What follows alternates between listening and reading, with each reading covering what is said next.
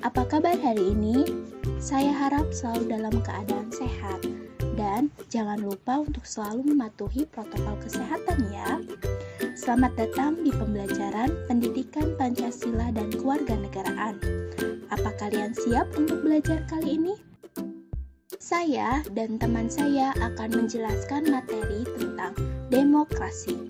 Nah, sebelumnya saya mau tanya dulu nih, apa sih demokrasi itu? Kata demokrasi sendiri berasal dari bahasa Yunani. Demos artinya rakyat dan kratein atau kratos bermakna kekuasaan atau kedaulatan. Secara harfiah, maka demokrasi adalah kekuatan rakyat atau kekuasaan rakyat. Demokrasi adalah bentuk pemerintahan yang peran utamanya berada di tangan rakyat. Dalam artian, pemerintahan dari rakyat, oleh rakyat, dan untuk rakyat. Maksudnya, pemerintahan dari rakyat adalah pemerintahan yang mendapat pengakuan dan dukungan dari mayoritas masyarakat. Pemerintahan oleh rakyat juga bermakna pemerintahan atas nama rakyat dan berada dalam pengawasan langsung oleh rakyat atau melalui perwakilan rakyat di parlemen. Dan terakhir yaitu pemerintahan untuk rakyat.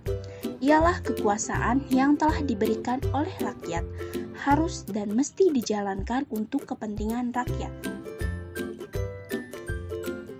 Definisi demokrasi menurut Wikipedia adalah bentuk pemerintahan di mana semua warga negaranya memiliki hak yang sama untuk pengambilan keputusan yang dapat mengubah hidup mereka.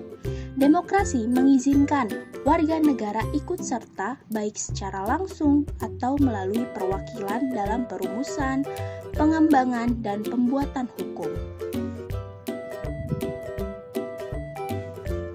Ada pula pengertian demokrasi menurut para ahli.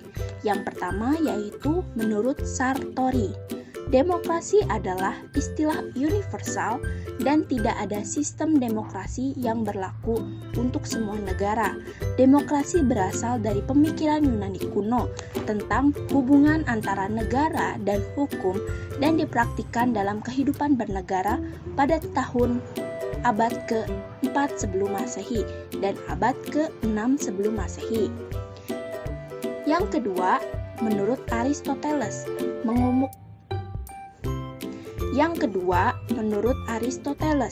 mengemukakan bahwa demokrasi ialah suatu kebebasan warga negara. Yang ketiga, menurut Abraham Lincoln, demokrasi ialah pemerintahan dari rakyat, oleh rakyat, dan untuk rakyat. Yang keempat, menurut Sidney Hook, demokrasi merupakan bentuk pemerintahan di mana keputusan pemerintahan secara langsung dan tidak langsung berdasarkan kesepakatan mayoritas yang diberikan secara bebas dari rakyat. Yang kelima, menurut Henry B. Mayo, demokrasi adalah sistem politik yang menunjukkan kebijakan umum atas dasar wakil yang diawasi oleh rakyat melalui pemilihan secara berkala atas dasar kebebasan politik. Sekian yang dapat saya berikan materi tentang pengertian demokrasi. Selanjutnya akan disambung oleh teman saya yaitu Della Senja Puspita. Baiklah, di sini saya akan menjelaskan sedikit tentang bentuk-bentuk demokrasi. Pada dasarnya, bentuk demokrasi itu dibagi menjadi dua, yaitu demokrasi langsung dan demokrasi tidak langsung. Demokrasi langsung adalah sistem demokrasi yang mengikut sertakan seluruh rakyat dalam pengambilan keputusan negara. Contohnya yaitu pemilihan umum, pemilihan ketua OSIS, unjuk rasa, dan memberikan pendapat secara langsung ketika rapat. Demokrasi tidak langsung merupakan sistem demokrasi yang digunakan untuk menyalurkan aspirasi rakyat melalui perwakilan dari parlemen seperti anggota DPR. Contohnya yaitu pembuatan undang-undang, menulis kritik di surat kabar, dan berkomentar sebagai netizen di laman internet. Baiklah, hanya itu saja yang dapat saya sampaikan. Selanjutnya akan disampaikan oleh teman saya, yaitu Siti Alfiah. Kepadanya saya persilakan.